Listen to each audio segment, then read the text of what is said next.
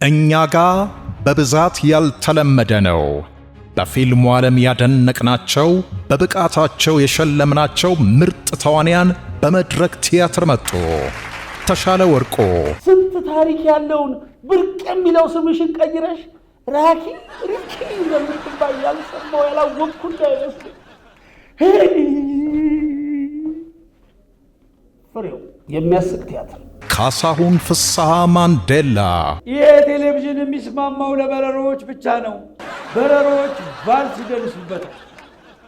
ከሞን በረሮ፣ ሼኪን በረሮ፣ ያይ በረሮ፣ ያይ በረሮ፣ በረሮ። ፍሬው አዲስ ኮሜዲ ቲያትር። ሰሎሞን ሙሄ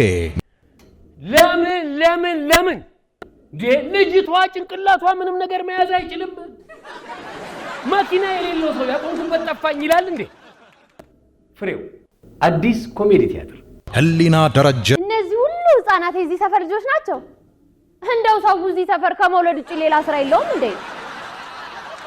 ፍሬው አዲስ ኮሜዲ ቲያትር። የምስራች ግርማ ቻው ድህነቴ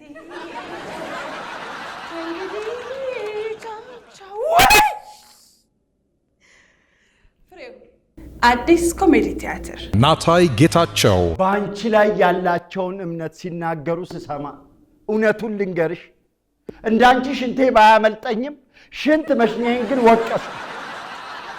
ፍሬው አዲስ ኮሜዲ ቲያትር።